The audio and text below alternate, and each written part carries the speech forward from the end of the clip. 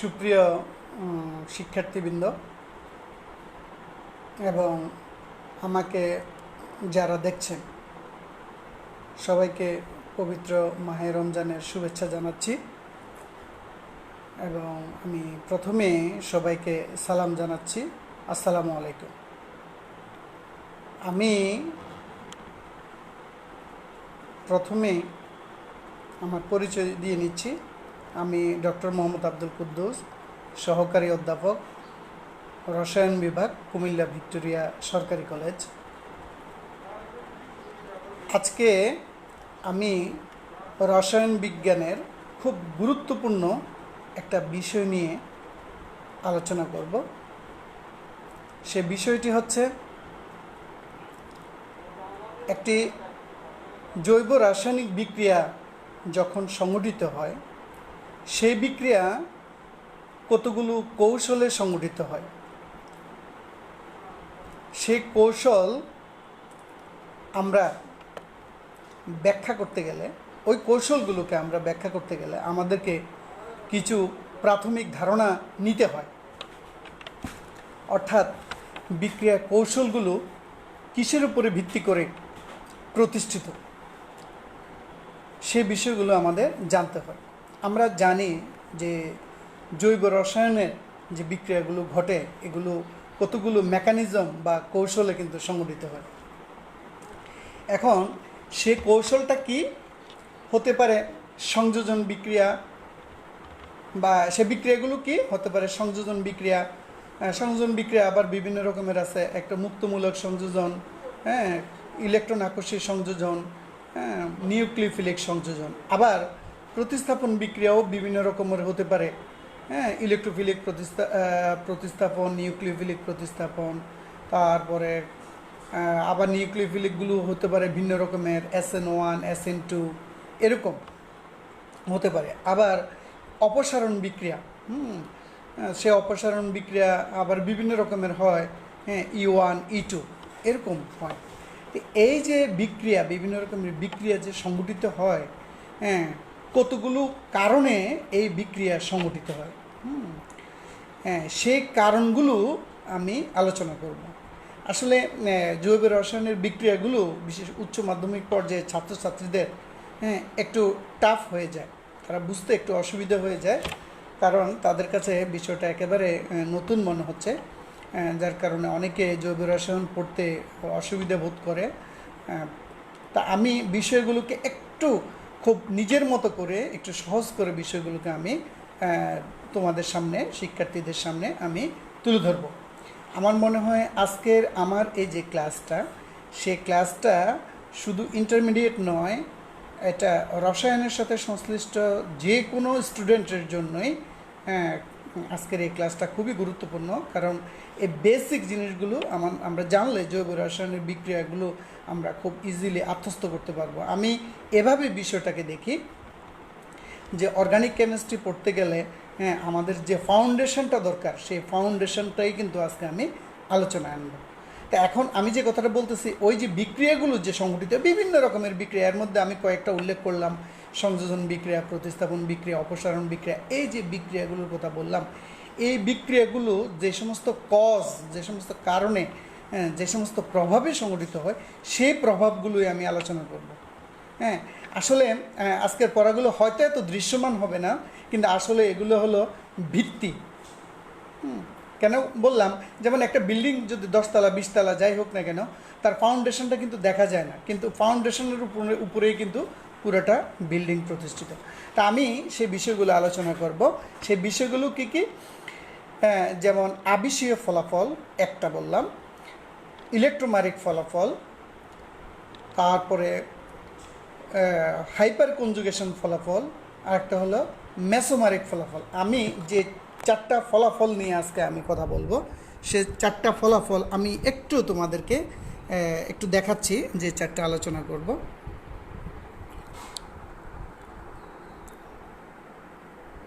এই 4টা বিষয় আমি তোমাদের সাথে আজকে শেয়ার করব। এই 4টা বিষয়: 1 নম্বর হলো আবেশীয় ফলাফল, 2 হলো ইলেকট্রোমারিক ফলাফল, 3 হলো হাইপার কনজুগেশন ফলাফল, 4 হলো মেসোমারিক ফলাফল বা রেজোন্যান্স ফলাফল, যেটাকে আমরা সংক্ষেপে রেজোন্যান্সও বলি। তো যাই হোক, এই 4টা ফলাফল আমি তোমাদের সাথে পর্যায়ক্রমে আলোচনা করব। তো এখন স্বাভাবিকভাবে তোমাদের কাছে মানে জানার ইচ্ছা যে আসলে মানে এই ফলাফলগুলো আসলে কি, বা এটা কখন এই ফলাফলগুলো সংঘটিত হয়। আমি প্রথমে তোমাদের সাথে এই বিষয়টা আলোচনা করব। 1 নম্বর আমি যেটা আলোচনা করতে যাচ্ছি সেটা হলো আবিষীয় ফলাফল। আমি দেখলাম কয়েকজন স্টুডেন্ট এবং আমার ছোট ভাই সেও সংযুক্ত হয়েছে, মাহমুদুল হাসান, মোহাম্মদ ইব্রাহিম খলিল সংযুক্ত হয়েছেন, শফিউল আলম রায়হান সংযুক্ত হয়েছেন গ্রুপে। তো যাই হোক, আবিষীয় ফলাফলটা সাধারণ কি, শহীদ এস রাফি সংযুক্ত হয়েছেন। আবিষীয় ফলাফল সাধারণত দেখা যায় একটা পোলার সমযোজী যৌগের মধ্যে। তো একটা যৌগ পোলার কখন হয়, যখন কার্বনের সাথে অধিকতর তড়িৎ ধনাত্মক বা তড়িৎ ঋণাত্মক মৌল সংযুক্ত থাকে, তখন ওই তড়িৎ ধনাত্মক, যদি মৌলটি তড়িৎ ধনাত্মক হয় তাহলে সে ইলেকট্রন ত্যাগ করবে, কার্বন ইলেকট্রন গ্রহণ করবে, এমন হয়। অথবা এমনও হয় যে যদি তড়িৎ ঋণাত্মক মৌল জৈব যৌগের কোনো কার্বনের সাথে যুক্ত থাকে, সেই তড়িৎ ঋণাত্মক মৌল ইলেকট্রন আকর্ষণ করলে সেটি আংশিক ঋণাত্মক চার্জে পরিণত হয় এবং কার্বন পরমাণুটি আংশিক ধনাত্মক চার্জে পরিণত হয়। তার মানে হলো কার্বনের সাথে সংযুক্ত মৌলের তড়িৎ ঋণাত্মকতার পার্থক্যের কারণে সেখানে পোলারিটি সৃষ্টি হয়। এ ধরনের পোলার সমযোজী যৌগের মধ্যে সিগমা বন্ধনযুক্ত যে ইলেকট্রনগুলো থাকবে, সেই ইলেকট্রনগুলো তড়িৎ ঋণাত্মক মৌলের দিকে স্থানান্তরিত হয় এবং এ ধরনের স্থানান্তরটা পার্মানেন্ট বা স্থায়ী স্থানান্তর ঘটে। তো এই পার্মানেন্ট ইলেকট্রনিক স্থানান্তরের ফলে যে প্রভাবটা সংঘটিত হয়, এটাকে বলা হয় আবিষীয় ফলাফল বা ইন্ডাকটিভ এফেক্ট। আমি খুব সিম্পলি যদি তোমাদেরকে একটু দেখাইতে চাই, একটু লিখে যদি দেখাই তাহলে আমার মনে হয় খুব ভালো হবে। আমি জাস্ট একটু এক্সাম্পল দিয়ে বলি, যেমন CH3 CH আবার CH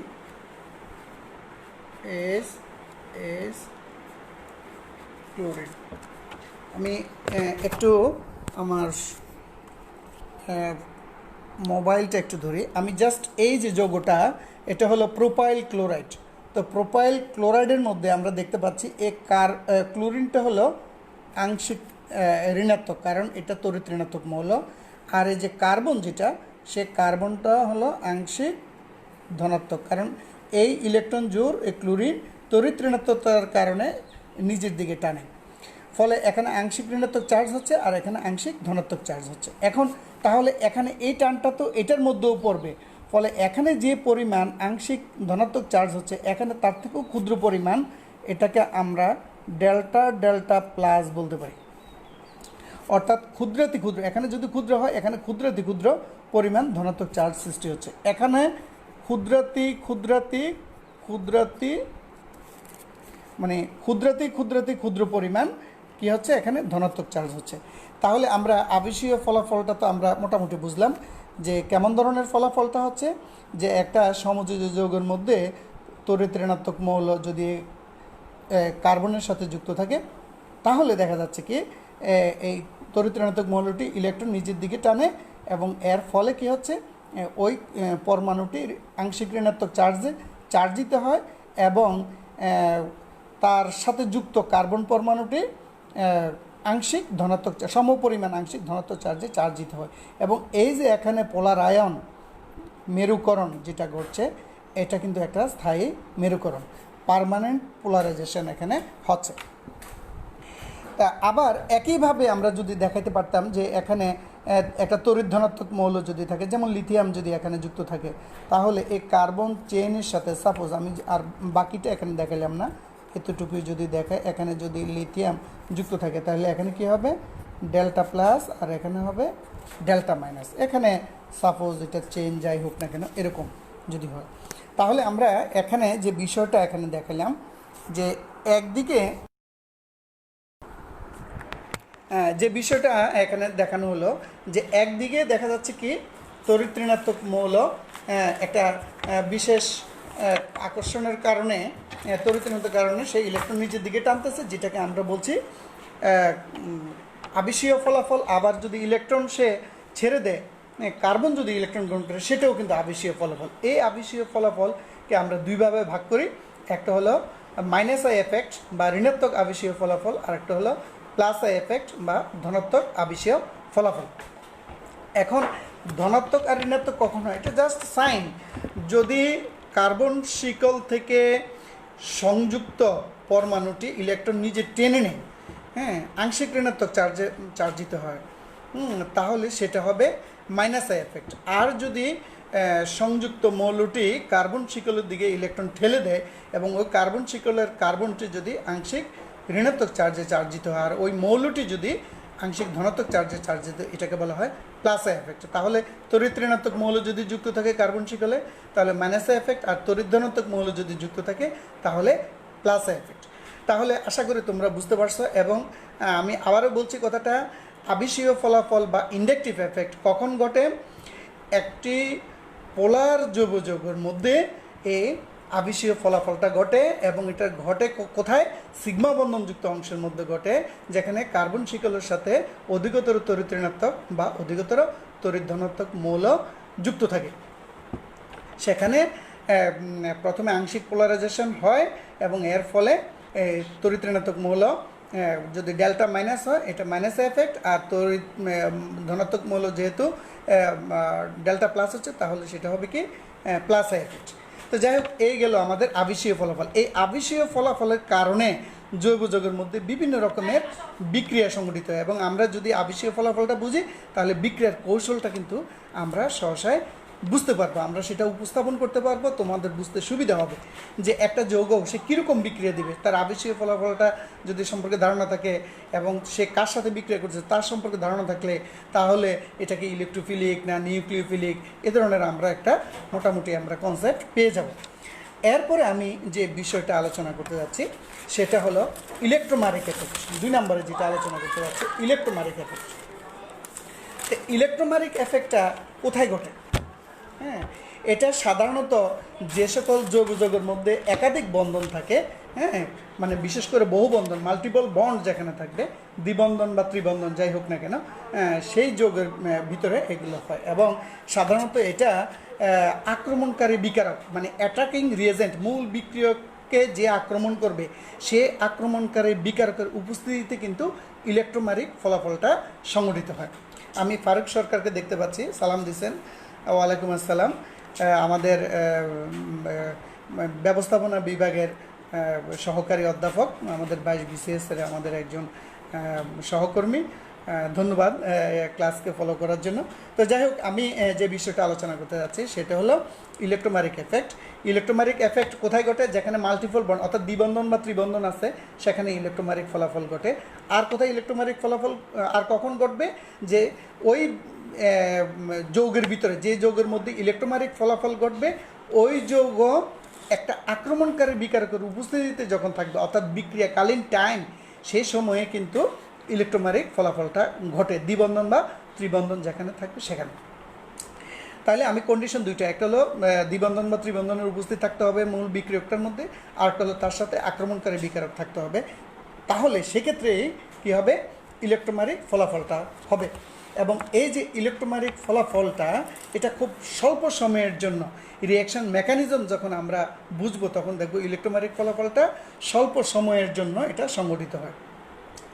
যেমন কার্বন কার্বন দ্বিবন্ধন বিশিষ্ট যৌগ, অ্যালকিন শ্রেণীর যে যৌগগুলো আছে, এটা অ্যালকিন হোক, ডাইন হোক, ট্রাইন হোক বা অ্যালকাইন, তাদের ক্ষেত্রে দেখা যায় যে যদি একটা আক্রমণকারী বিকারক আসে, যেমন একটা প্লাস, হ্যাঁ, মানে একটা ইলেকট্রোফাইল যদি আসে, কারণ কার্বন কার্বন দ্বিবন্ধন যদি হয় সেটা হলো ইলেকট্রন রিচ স্পেসিস, তাহলে সেখানে কি হবে? সেখানে একটা ধনাত্মক আয়ন যদি সেখানে যুক্ত হতে চায়, তাহলে খুব অস্থায়ীভাবে ওই যৌগটার মধ্যে সামান্য পোলারিটি সৃষ্টি হয়। এই যে অস্থায়ীভাবে যে তার মধ্যে আক্রমণকারী বিকারক উপস্থিতিতে তার মধ্যে যে অস্থায়ী পোলারিটির সৃষ্টি হচ্ছে এটাকে আমরা বলছি ইলেকট্রোম্যাগনেটিক ফলাফল। আবার কার্বন অক্সিজেন দ্বিবন্ধন, সেখানেও কিন্তু ইলেকট্রোম্যাগনেটিক ফলাফল ঘটে, কারণ কার্বন অক্সিজেন যখন দ্বিবন্ধন কার্বনিল গ্রুপ বিশিষ্ট যৌগ, বিশেষ করে আমি বলবো সেখানে অক্সিজেন আংশিক ঋণাত্মক চার্জযুক্ত হয় এবং কিসের কারণে এটা আবিষের ফলাফলের কারণে হয়, এবং কার্বন আংশিক ধনাত্মক চার্জ হয়। এখন যদি আক্রমণকারী বিকারক সেখানে আসে তাহলে বন্ধনটা অনেকটা এক সাইডের দিকে চলে যায়। কীরকম চলে যায়, যে কার্বনটা তখন প্লাস হয়ে যায় আর অক্সিজেনটা তখন সেখানে মাইনাস হয়ে যায়।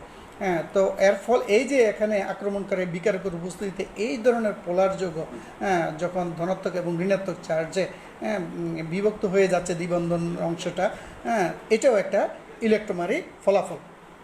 এবং এই ইলেকট্রোম্যাগনেটিক ফলাফলটা তাও কিন্তু দুই রকমের হয়, একটা হলো প্লাসই, আর একটা হলো মাইনাসই। প্লাসই মানে ধনাত্মক ইলেকট্রোম্যাগনেটিক ফলাফল, আর একটা হলো ঋণাত্মক ইলেকট্রোম্যাগনেটিক ফলাফল। তো ধনাত্মক ইলেকট্রোম্যাগনেটিক ফলাফল কখন হবে, যখন কার্বন কার্বন দ্বিবন্ধন বা ত্রিবন্ধন, এক্ষেত্রে ইলেকট্রোফাইল যখন এসে আক্রমণ করে তখন সেখানে যে অস্থায়ী যে ইলেকট্রন ট্রান্সফারটা ঘটে সেটা হলো ধনাত্মক ইলেকট্রোম্যাগনেটিক ফলাফল। আর ঋণাত্মক ইলেকট্রোম্যাগনেটিক ফলাফল কখন হয়, যখন সেখানে পোলার দ্বিবন্ধন যখন থাকবে, তাহলে সেখানে দেখা যাচ্ছে কি আক্রমণকারী বিকারকের উপস্থিতিতে অধিকতর তড়িৎ ঋণাত্মক মৌলটি কি হয়, ঋণাত্মক চার্জ হয়, আর অপর পরমাণুটি ধনাত্মক চার্জে পরিণত হয়। হ্যাঁ, এবং এর ফলে কি হচ্ছে, সেখানে ঋণাত্মক ইলেকট্রোম্যাগনেটিক ফলাফল দেখা যায়। আমি জাস্ট একটু যদি স্টুডেন্টদেরকে একটু দেখাই, আমার মনে হয় খুবই ভালো হবে বিষয়টা। আমি একটু লিখে দেখাতে চাচ্ছি, তোমরা একটু ধৈর্য ধরে শেয়ার করো জিনিসটা। যেমন আমি একটু ক্যামেরাটা ধরে একটু সরিয়ে নিয়ে, হ্যাঁ, যেমন আমরা যদি বলি যে কার্বন কার্বন দ্বিবন্ধন, এখন যদি এখানে একটা প্রোটন আসে, সাপোজ আমি এভাবে দেখলাম একটা প্রোটন যদি আসে, তাহলে এটা কি হবে, এটা হলো আক্রমণকারী বিকারক, আর এটা হলো আমার মূল বিক্রিয়ক, যেটাকে আমরা রসায়নের ভাষায় এটাকে আমরা মূল বিক্রিয়ক বা অনেক সময় সাবস্ট্রেট এরকমও বলি। তো যাই হোক, যখন এরকম হয় তাহলে কি হয়, এখানে আক্রমণকারী বিকারকের উপস্থিতিতে এই কার্বন দেখা যাচ্ছে এরকম হয়ে যাচ্ছে। হ্যাঁ, তাহলে স্বল্প সময়ের জন্য এখানে কি হচ্ছে, যেমন এটার ক্ষেত্রে যেটা হয়, এখানে যদি ডেল্টা প্লাস হয়, এখানে ডেল্টা মাইনাস হয়, প্লাস এস প্লাস যদি আমরা এখানে দেখাই, তাহলে এখানে দেখা যাচ্ছে কি এই এস প্লাসের কারণে, কারণ এস প্লাস তো হয়তো এই কার্বনের সাথে যুক্ত হবে অথবা এই কার্বনের সাথে যুক্ত হবে, যেহেতু এই জায়গাটা ইলেকট্রন সমৃদ্ধ, তাহলে ইলেকট্রন ঘাটতি অংশ এখানে আক্রমণ করবে, করার ফলে কি হবে, এই যে এস প্লাসটা এখানে যুক্ত হবে, আমরা ধরে নিচ্ছি যে এই কার্বনের সাথে এস প্লাসটা যুক্ত হবে, তাহলে এখানে আংশিক ঋণাত্মক হবে, এটা আংশিক ধনাত্মক হবে। যেই মাত্র এস প্লাসটা এই কার্বনের সাথে যুক্ত হয়ে যাবে, তখন আর এখানে হাফ বন্ড যেটা, এটা আর হবে না, এটা কমপ্লিট বন্ড হয়ে যাবে, আর এটা পুরোপুরি প্লাস হয়ে যাবে। অর্থাৎ এটা তখন হয়ে যাবে কীরকম ধরনের, এখানে হয়ে যাবে তখন এস, এখানে হয়ে যাবে এস, আর এখানে তখন এটা হয়ে যাবে এরকম স্ট্রাকচার। তাহলে ইলেকট্রোম্যাগনেটিক ফলাফল কিন্তু এস প্লাসটা যুক্ত হওয়ার ফলে যেটা হলো এটা নয়, কিন্তু ইলেকট্রোম্যাগনেটিক ফলাফলটা হলো এই জায়গাটা, এই যে এটা, অর্থাৎ আক্রমণকারী বিকারকের উপস্থিতিতে তার মধ্যে খুব টেম্পোরারি যে পোলারায়নটা ঘটে, অস্থায়ী যে পোলারায়নটা ঘটে, এটা হলো ইলেকট্রোম্যাগনেটিক ফলাফল। তো যাই হোক, তাহলে আমি এখানে যেটা লিখে দেখাইলাম সেটা হলো কীরকম, ধনাত্মক ইলেকট্রোম্যাগনেটিক ফলাফল, যেটাকে আমরা প্লাস ই ইফেক্ট বলি। আর একইভাবে মাইনাস ই যখন হবে, হ্যাঁ, তাহলে সেখানে কি হবে, সেখানে কিন্তু আবার বিষয়টা হয় ভিন্ন রকমের। সেখানে যখন আমরা যেমন এখানে সায়ানাইডের উপস্থিতিতে যদি আমরা দেখাই, তাহলে কি হবে, এখানে এরকম ধরনের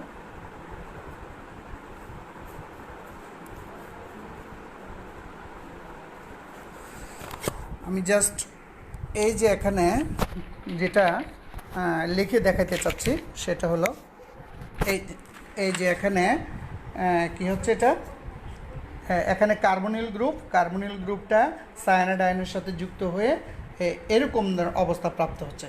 তাহলে এখানে সায়ানাইড আয়নের উপস্থিতির কারণে এই যে একটা অন্তর্বর্তী অবস্থা প্রাপ্ত হচ্ছে, এটাকে বলা হচ্ছে এখানে মাইনাস আই এফেক্ট। এটা কীরকম ধরনের, sorry minus E effect, minus E effect. তাহলে আমি তোমাদের সাথে প্লাস ই এবং মাইনাস ই দুইটা এফেক্টে আলোচনা করলাম। হ্যাঁ, অর্থাৎ কি, একটা হলো ধনাত্মক ইলেকট্রোম্যাগনেটিক এফেক্ট, আর একটা হলো ঋণাত্মক ইলেকট্রোম্যাগনেটিক এফেক্ট। এবং এই ধরনের ইলেকট্রোম্যাগনেটিক এফেক্ট যদি, কারণ তোমরা যখন রিঅ্যাকশান কৌশল পড়বা তখন দেখবা যে সেখানে তোমার এগুলো বলবে যে এই কারণে এই বিক্রিয়াটা সংঘটিত, সেখানে কিন্তু আর ইলেকট্রোম্যাগনেটিক এফেক্টের সেখানে ব্যাখ্যা দেওয়ার সুযোগ থাকবে না ইন্টারমিডিয়েট ক্লাসে, অন্ততপক্ষে ইন্টারমিডিয়েট কেন উপরের ক্লাসেও কিন্তু সাধারণত সেখানে সরাসরি বলা হয় যে আবেশীয় ফলাফলের কারণে এই ঘটনাটা ঘটে বা ইলেকট্রোম্যাগনেটিক এফেক্টের কারণে এই ঘটনাটা ঘটে। তাহলে সেখানে শুধু অতটুকুই বলা হবে। এখন তুমি ইলেকট্রোম্যাগনেটিক এফেক্ট, আবেশীয় ফলাফল এগুলো কি, এগুলো যদি তোমার না বোঝা থাকে তাহলে তো তোমার সবসময় জৈব রসায়নের বিক্রিয়াগুলো বুঝতে গেলে একটা কনফিউশন থেকেই যাবে। সেজন্য আমি বলছি এটা হলো জৈব রাসায়নিক বিক্রিয়ার ফাউন্ডেশন। এখন আমি তোমাদের সাথে যেটা আলোচনা করব সেটা হলো হাইপার কনজুগেশন এফেক্ট, যেটাকে নো বন্ড রেজোনেন্সও বলা হয়। হ্যাঁ, হাইপার কনজুগেশন এফেক্টের এটাকে কি বলা হয়, নো বন্ড রেজোনেন্স। এখন এই নো বন্ড রেজোনেন্স যে ঘটে এটা আমরা কোথায় দেখি? এটা দেখা যাচ্ছে কি, কোনো একটা কনজুগেটেড সিস্টেম, কনজুগেটেড মানে যেখানে একান্তর দ্বিবন্ধন আছে, হ্যাঁ, এই ধরনের কনজুগেটেড সিস্টেমের সাথে যদি এমন কোনো বন্ধনযুক্ত পরমাণু থাকে, সিগমা বন্ধনযুক্ত পরমাণু থাকে যারা অনুরণনের মাধ্যমে ইলেকট্রন দিতে পারে, ইলেকট্রন দিতে পারে, হ্যাঁ, তখন দেখা যাচ্ছে কি সিগমা বন্ধনযুক্ত যে ইলেকট্রনগুলো আছে সেই ইলেকট্রনগুলো দেখা যাচ্ছে কি কনজুগেটেড সিস্টেমের মধ্যে ঢুকে যায়। ঢুকে যাওয়ার কারণে তোমার কি হচ্ছে, ওই যে সিগমা বন্ধনযুক্ত যে পরমাণুটি ছিল সেই পরমাণুটি বিচ্ছিন্ন হয়ে যায় এবং বিচ্ছিন্ন হয়েই কিন্তু সেখানে অবস্থান করে। এই জন্য এটাকে নো বন্ড রেজোনেন্সও বলা হয়। এবং এটার আরেকটা নাম আছে, এটাকে বলা হয় বাকের-নেথান এফেক্ট। এটা নতুন একটা নাম, তোমরা হয়তো বইতে পাবা না এটা, তোমরা যদি খুব রিসেন্ট কোনো বই বা কোনো ইন্টারন্যাশনাল জার্নাল যদি দেখো তাহলে এটার কিন্তু আরেকটা নাম আছে, সেটা হলো বাকের-নাথান এফেক্ট। তো এই যে বাকের-নাথান এফেক্ট বা হাইপার কনজুগেশন এফেক্ট বা নো বন্ড রেজোনেন্স, এটা আসলে কি, এটাও তো একটা জানার বিষয়। আমি খুব সিম্পল এক্সাম্পল দেব, যেমন মিথাইল বেনজিন বা টলুইন, সেখানে এই যে মিথাইলমূলক মানে অ্যালকাইল মূলকগুলো বেনজিন বলয়ের দিকে যে ইলেকট্রন দান করছে, সে দানটা কিভাবে করছে, সেটা এই হাইপার কনজুগেশনের মাধ্যমে দান করে। কারণ মিথাইল মূলকের মধ্যে কার্বন হাইড্রোজেন বন্ধন কিন্তু 3টা। তাহলে ধরে নাও তুমি একটা কার্বন হাইড্রোজেন বন্ধন বেনজিন বলয়ের দিকে ইলেকট্রন দান করে, তাহলে বেনজিন বলয়ের দিকে সেই ইলেকট্রন দান করলে সে কীভাবে করবে, যখন carbon hydrogen single bonded electron benzene বলয়ের দিকে ঢুকে যায়, তখন ওই হাইড্রোজেনটা, কার্বন হাইড্রোজেনের হাইড্রোজেন পরমাণুটা সেটা H+ আকারে মানে প্রোটন আকারে সেটা কি হয়, সেটা যুক্ত থাকে। আমি মাহমুদকে দেখতে পাচ্ছি, মাহমুদ নাইস স্যার কমেন্ট করেছেন, ধন্যবাদ মাহমুদকে, শিক্ষা বোর্ড মডেল কলেজের অধ্যাপক এবং আমার সাবেক ছাত্র। আমি একটু বিশেষ করে নো বন্ড রেজোনেন্স যেটা, এটা আমি একটু লিখে দেখাতে চাচ্ছি স্টুডেন্টদেরকে। তোমরা একটু নো বন্ড রেজোনেন্স কেন বলা হয় তোমরা একটু বিষয়টা শেয়ার একটু দেখো আমি কিভাবে লিখছি। আমি স্টুডেন্টদেরকে বিশেষভাবে বলবো তোমরা টানগুলো খেয়াল করবা একটু, কোন জায়গা থেকে কোন জায়গায় টান। যেমন আমি প্রথমে যদি এরকম করে আমি বেনজিনটাকে একটু আঁকে দেখাই, আমি স্টুডেন্টদেরকে বিনীতভাবে বলছি তোমরা একটু দেখো কিভাবে টানগুলো দিচ্ছি আমি। এই ইন্টারমিডিয়েটের স্টুডেন্টদের এই জায়গাটাতে সমস্যা হয় যে স্যার কোন জায়গা থেকে কোন জায়গায় টান হয় এগুলো তো আমরা বুঝছি না, তাহলে আমরা কিভাবে বুঝবো? তো প্রথমে তোমরা মনে করো টলুইন বা মিথাইল বেনজিন যেটা, এই বিষয়টা তোমরা এভাবে লিখলে, লেখার পরে দেখো টানটা কীভাবে হচ্ছে। দেখো আমি কোন জায়গা থেকে, এই যে এখানে একটা সিঙ্গেল বন্ড যে ইলেকট্রন, এই ইলেকট্রন যদি এখানে চলে আসে স্থানান্তর, ইলেকট্রনের স্থানান্তর এখান থেকে এখানে আসলো, অর্থাৎ এই কার্বন হাইড্রোজেন থেকে ইলেকট্রন দুইটা, এ কার্বন কার্বন, এখানে কিন্তু একটা কার্বন আছে, প্রত্যেকটা কর্নারে কার্বন হাইড্রোজেন কিন্তু আছে। এই এখান থেকে এখানে যখন চলে আসবে এই বন্ধনটার মাঝখানে, তাহলে আর মনে রাখবে তোমরা, হাইপার কনজুগেশন বা রেজোনেন্স আমরা যেটাই বলি না কেন, সেখানে কিন্তু উভমুখী তীর চিহ্ন দিয়ে প্রকাশ করা হয়। এটাকে বলা হয় উভমুখী তীর চিহ্ন। আমরা জানি যে রাসায়নিক সাম্য অবস্থার চিহ্ন কিন্তু এটা হলো রাসায়নিক সাম্য অবস্থার চিহ্ন, আর এটা হলো অনুরণনের চিহ্ন বা হাইপার কনজুগেশনের চিহ্ন। হ্যাঁ, আমরা যেভাবে, এটা তো নামই হলো নো বন্ড রেজোনেন্স, মানে হাইপার কনজুগেশনও কিন্তু একটা রেজোনেন্স, তা এবং এটা বিশেষ নাম হলো নো বন্ড রেজোনেন্স। আচ্ছা যাই হোক, এটা কীভাবে ইলেকট্রন দিচ্ছে, এই সিগমা বন্ধনযুক্ত ইলেকট্রনগুলো যখন এই কার্বন হাইড্রোজেনের থেকে এই কার্বন কার্বনের মাঝখানে চলে আসে, তখন যে ঘটনাটা ঘটে দেখো, তাহলে এই দুটো ইলেকট্রন এখানে আসলে এই দুটো ইলেকট্রন কিন্তু এখানে চলে আসে, মানে এই মাঝখান থেকে পাই ইলেকট্রন দুটো এই কার্বনের মধ্যে চলে আসে। তখন কি হয়েছে, তখন এটা হয়ে যাবে মাইনাস, আর বাকি দুইটা পাই বন্ধন টিকে থাকছে। আর এখানে যেহেতু আগে ছিল একক বন্ধন, হ্যাঁ, এখন এটা হয়ে যাবে কি দ্বিবন্ধন, এটা হয়ে যাচ্ছে। তাহলে কার্বন আর বাকি দুইটা হাইড্রোজেন কিন্তু আছে, এখানে আছে। আর এই এইচটা, এই এইচ প্লাস, এভাবে অনেক সময় স্টুডেন্টরা, ইন্টারমিডিয়েট স্টুডেন্টরা লিখতে যায় এখানে কিন্তু ভুলে বন্ধন দিয়ে ফেলে। এখানে কিন্তু বন্ধন হবে না, কারণ বন্ধন ইলেকট্রন দুইটা কিন্তু এখানে চলে আসছে, ফলে এই জন্যই তো এটার নাম হলো নো বন্ড রেজোনেন্স, মানে রেজোনেন্স হচ্ছে বাট এখানে কোনো বন্ধনটা সে বজায় রাখছে না। এখন আবার পরবর্তী স্ট্রাকচারটা কেমন হবে, এইটা যখন এখানে আসবে, অর্থাৎ এই কর্নার থেকে, দ্যাট ইজ কার্বনের উপরের যে দুটো ইলেকট্রন, সেটা যদি এই কার্বন আর এই কার্বনের মাঝখানে চলে আসে, তখন এখানে দ্বিবন্ধন হয়ে যাবে, আর এখানকার এই দ্বিবন্ধন ইলেকট্রনগুলো এই কার্বনের উপরে চলে আসবে। তাহলে কি হবে স্ট্রাকচারটা হবে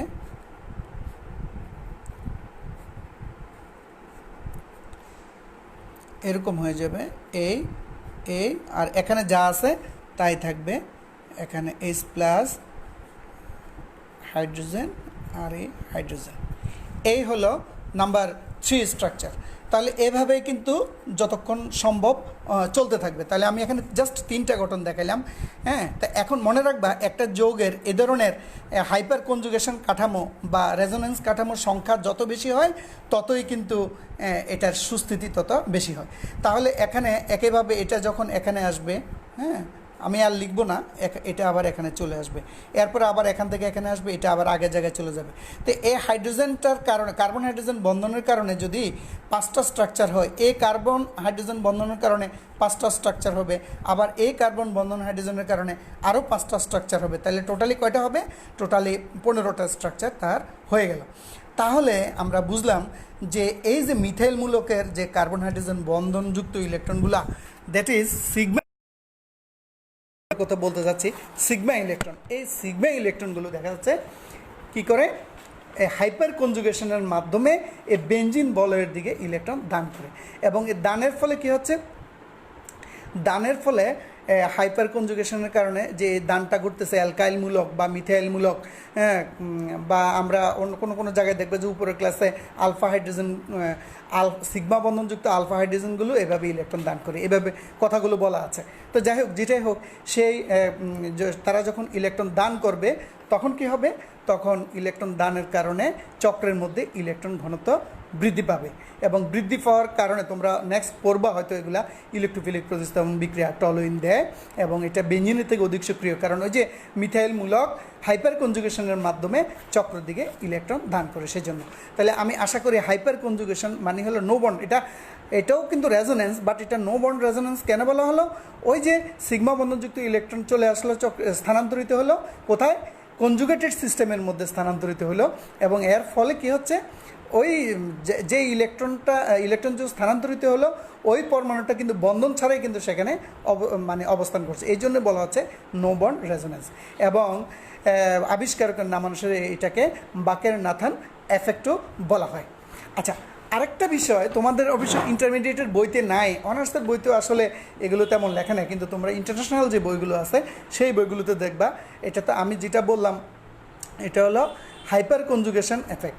হ্যাঁ, তা তোমরা উপরের বইগুলোতে এরকম দেখতে পাবা যে মানে ইনভার্স হ্যাঁ হাইপার কনজুগেশন এফেক্ট, মানে বিপরীত রিভার্স হাইপার কনজুগেশন এফেক্ট।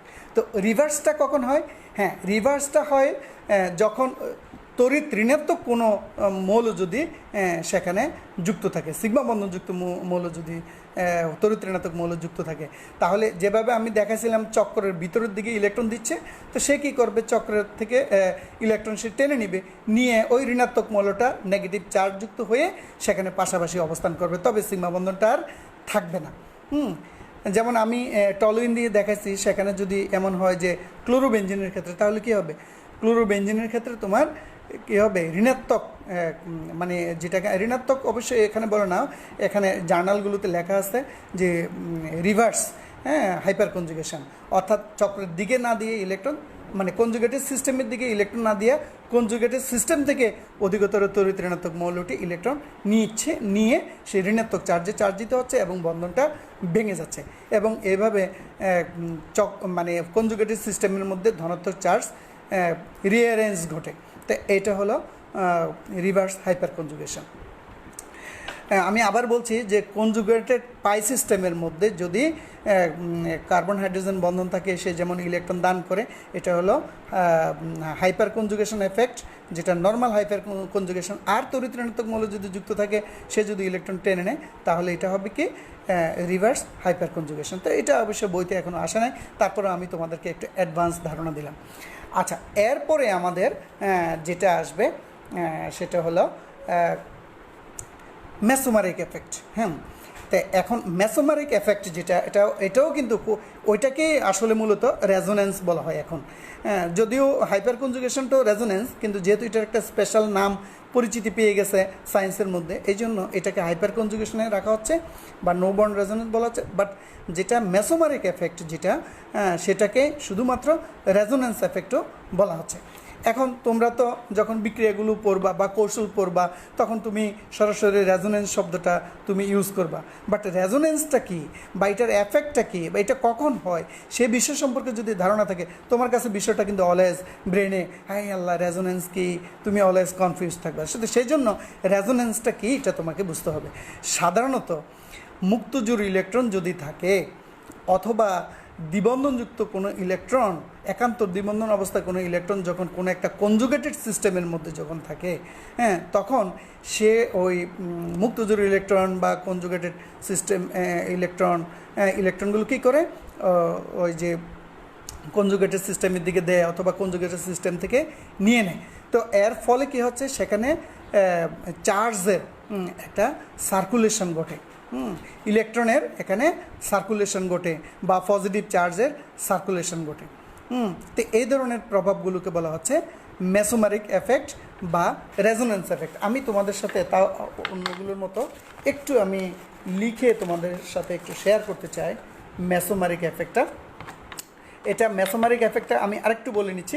এটা সঞ্চারণশীল পাই ইলেকট্রনের দিকে সাধারণত প্রতিস্থাপক ইলেকট্রন যদি স্থানান্তর করে, অথবা প্রতিস্থাপকের দিকে যদি সঞ্চারণশীল পাই ইলেকট্রন স্থানান্তরিত হয়। এখানে দুইটা, একটা হলো সঞ্চারণশীল পাই ইলেকট্রন, সঞ্চারণশীল পাই ইলেকট্রনের দিকে যদি কোনো একটা সাবস্টিটিউট ইলেকট্রন দেয়, অথবা সঞ্চারণশীল পাই ইলেকট্রন থেকে কোনো একটা সাবস্টিটিউট বা প্রতিস্থাপক, সাবস্টিটিউট মানে প্রতিস্থাপক, যদি ইলেকট্রনটা কী করে গ্রহণ করে নেয়, তখনও কিন্তু সেখানে এই মেসোমারিক এফেক্টটা ঘটে, যেটাকে আমরা রেজোনেন্স এফেক্ট বলি।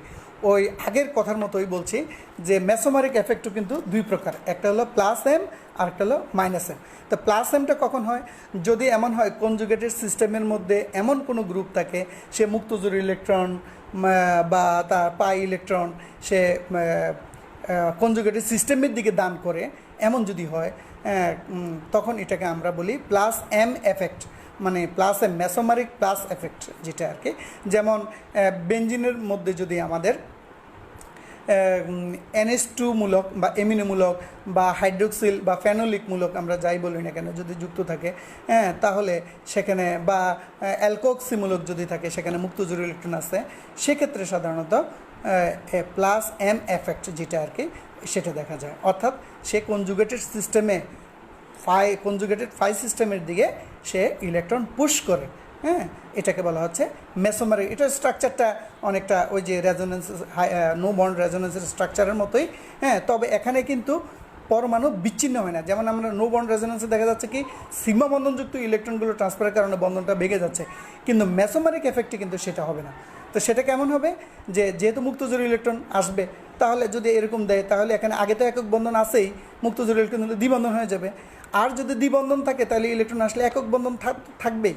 তাহলে এখানে বন্ধন কিন্তু হয়তো একটা বা দুইটা কিন্তু সেখানে হোল্ড করবে, কিন্তু সে নো বন্ড অবস্থায় যাবে না মেসোমারিক এফেক্টের ক্ষেত্রে। আমি ইয়াসির আরাফাতকে দেখতে পাচ্ছি, সে সালাম জানাইছেন, ওয়ালাইকুম আসসালাম। তো যাই হোক, আরেকটা হলো মাইনাস এম এফেক্ট বা মাইনাস আর এফেক্ট। ওই যে একটু আগে যেটা বললাম প্লাস এম এফেক্ট মেসোমারিক, এটাকে প্লাস আর এফেক্টও বলা হয় যেহেতু রেজোনেন্স, সেই জন্য আর মেসোমারিক হলে এম এ আর কি, আর অন্য কিছু না। আরেকটা হলো কি মাইনাস এম। মাইনাস এমটা কখন হয়, যদি কোনো ইলেকট্রন উইথড্রয়িং গ্রুপ যদি যুক্ত থাকে। আমি আশা করি বুঝাতে পারছি, ইলেকট্রন উইথড্রয়িং গ্রুপ যারা ইলেকট্রনকে টেনে নেয়, যেমন Nitro group, cyanide group, carboxyl group, carbonyl group, এই ধরনের যদি কোনো গ্রুপ কোনো কনজুগেটেড সিস্টেমের মধ্যে যদি যুক্ত থাকে, তাহলে দেখা যাচ্ছে ওই গ্রুপগুলো টোটালি চক্র থেকে সে কী করে ইলেকট্রনকে আকর্ষণ করে নিয়ে নেয়, সার্কুলেশনের মাধ্যমে ইলেকট্রনগুলোকে নিজের দিকে নিয়ে নেয়। তো এর ফলে কি হচ্ছে, এই কনজুগেটেড সিস্টেমটার মধ্যে কি হচ্ছে, আংশিক ধনাত্মক চার্জ হচ্ছে, আর ওই গ্রুপটার মধ্যে প্রতিস্থাপকটার মধ্যে ঋণাত্মক চার্জ হচ্ছে। এই জন্য এটাকে প্রতিস্থাপক যেহেতু ঋণাত্মক চার্জ হচ্ছে, এই জন্য এটাকে বলা হচ্ছে কি মাইনাস এম এফেক্ট। অর্থাৎ প্রতিস্থাপকের মধ্যে যদি পজিটিভ চার্জ সৃষ্টি হয় তাহলে এটা প্লাস এম, আর প্রতিস্থাপকের যদি নেগেটিভ চার্জ সৃষ্টি হয় তাহলে এটা হলো মাইনাস এম এফেক্ট। এখন কথা হলো এই যে এখানে মেসোমারিক এফেক্ট বা রেজোনেন্স, এর ফলে কি ঘটে, একটা অণুর মধ্যে রেজোনেন্স বা মেসোমারিক এফেক্ট যত বেশি হবে তার স্টেবিলিটি তত বেশি হবে। যেমন খুব সহসায় বলি, তোমার যদি কুমিল্লা শহরে একটা মাত্র বাড়ি থাকে, তাহলে তুমি কি করবা, তুমি এই বাড়িতেই তোমাকে থাকতে হবে। কিন্তু যদি এমন হয় তো তোমার কক্সবাজার একটা ফ্ল্যাট আছে, অথবা কি বলবো চিটাগং একটা ফ্ল্যাট আছে, তাহলে তুমি যখন উইন্টার সিজন হবে তখন তুমি একটু আমোদ প্রমোদের জন্য তুমি সেখানে 1-1.5 মাস থেকে আসলা। তার মানে তোমার বাড়ি যত বেশি হবে তত স্টেবিলিটি বেশি হবে। তবে আমি আবার একটু স্মরণ করে দিচ্ছি, বাড়ির কিন্তু লোভ করা যাবে না, কারণ আমাদেরকে চিন্তা করতে হবে আমরা কতটুকু সৎভাবে সুন্দরভাবে জীবনযাপন করছি। এটাই তো আমি যেটা বলতে চাই, তোমার যত বেশি লোকেশান থাকবে অন্যটার, তো যত বেশি তার স্ট্রাকচার হবে ততই তোমার কি হবে, তার স্থায়িত্ব বা স্টেবিলিটি বেশি হবে।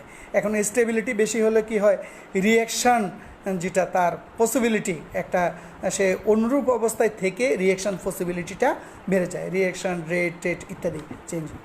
এখন তোমাদেরকে বিক্রিয়া কৌশল বিক্রিয়া বুঝতে গেলে একটু বিস্তারিতভাবে বুঝতে গেলে কৌশল বুঝতে হবে, আর কৌশল বুঝতে গেলে এই 4টা প্রভাব আজকে যেগুলো আমি আলোচনা করলাম এগুলো বুঝতে হবে। কী কী? 1 হলো আবেশীয় ফলাফল, 2 ইলেকট্রোমারিক ফলাফল, 3 রেজোনেন্স ফলাফল, 4 মেসোমারিক ফলাফল বা রেজোনেন্স এফেক্ট। তাহলে আবেশীয় ফলাফল, ইলেকট্রোমারিক ফলাফল, আরেকটা হলো হাইপার কনজুগেশন ফলাফল, আরেকটা হলো মেসোমারিক ফলাফল বা রেজোনেন্স। তো এই 4টা বিষয় আজকে আমি তোমাদের সাথে লাইভ ক্লাসে শেয়ার করলাম। আশা করি তোমরা উপকৃত হবা। আমি একটু বলে নিই, যারা একটু অ্যাডভান্স স্টুডেন্ট আমি তাদের উদ্দেশ্যে বলবো, যারা একটু বেশি পড়তে চাও, তোমরা দেখবা যখন তোমরা ইন্টারনেটে ঢুকবা, এই মেসোমারিক এফেক্ট দিয়ে যখন ক্লিক করবা বা বিদেশি যে বইগুলো আছে ওগুলোতে দেখবা মেসোমারিক এফেক্ট কিন্তু আবার 4 রকমের সেখানে কিন্তু বিস্তারিত দেওয়া আছে। তো যাই হোক, আমি আর লাইভ ক্লাসে রোজার মাস আর লাইভ ক্লাসটা দীর্ঘায়িত করতে যাচ্ছি না। যারা একটা অ্যাডভান্স পড়তে চাও তোমরা সেখানে পড়তে পারবা বিভিন্ন রকমের মেসোমারিক এফেক্ট। তো আশা করি যারা শুনছো, যারা অংশগ্রহণ করছো বা যারা দেখবে, যেহেতু এটা অনলাইনে থাকবে আমার আলোচনাগুলো, তোমরা দেখবে এবং তোমরা অনেক উপকৃত হবে। জৈব রসায়নের ভিত্তিটা, রিঅ্যাকশনের যে ভিত্তিটা, সেই ভিত্তিগুলো যদি তোমরা ক্লিয়ার হয়ে যাও তাহলে আস্তে আস্তে রিঅ্যাকশনের দিকে তোমরা দাবিত হইতে পারবে এবং তোমাদের কাছে সহজ হবে।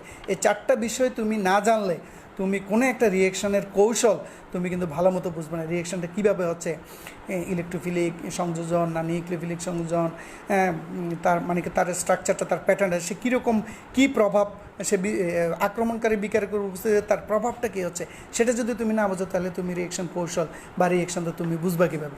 তা আমি সবাইকে অনুরোধ করব যে তোমরা এই বিষয়গুলো একটু সুন্দর করে বই পারো বা অনলাইনে পারো, যেভাবে তোমরা আরেকটু সুন্দর করে ক্লিয়ার। আমি জাস্ট তোমাদেরকে একটু গাইডলাইন দিলাম, এগুলো সরাসরি সামনে থাকলে হয়তো এর মধ্যে তোমরা অনেক প্রশ্ন করতে পারতা, আরও অনেক খুঁটিনাটি বিষয়গুলো জানানো যেত, হোয়াইট বোর্ড ইউজ করে এখানে বলা যেত। আমি দেখলাম হোয়াইট বোর্ডে যখন আমি লিখি তখন কিন্তু দেখা যাচ্ছে কি বাইরে থেকে মোবাইল দিয়ে এটা ভিডিও করলে ভালো মতো বোঝা যায় না, এটা ওরকম হাই রেজলিউশন ক্যামেরা দিয়ে যদি ভিডিও করা যায় তাহলে হয়তো ভালো বোঝা যায়। এই জন্য আমি খাতার মধ্যে লিখে একটু সামনাসামনি একটু দেখাইলাম।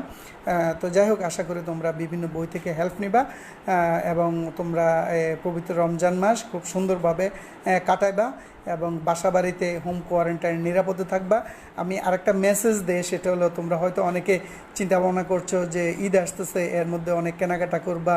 আসলে জীবনের থেকে তো আর নতুন জামা কাপড় বেশি নয়, একটা ঈদ না হয় নতুন জামা কাপড় নাই পড়লে আর কি, যদি এমন সামর্থ্য থাকে পরে কিনো, 2-4 মাস পরে তোমরা কিনো, কোরবানির ঈদে কিনো। কিন্তু এই মুহূর্তে অযথা তোমরা কেউ কিন্তু বাসা থেকে, আমি ফারুক সরকারকে দেখতে ফেরদৌস সরকার, সরি ফেরদৌস, আসসালামু আলাইকুম স্যার। ওয়ালাইকুম আসসালাম। আমি যে কথাটা বলতে যাচ্ছি যে অযথা কেনাকাটা করতে গিয়ে জ্যামের মধ্যে ভিড়ের মধ্যে যাওয়ার কোনো মানে নেই, কোনো দরকার নেই। আমি নিজেও কিন্তু মার্কেটে যাব না।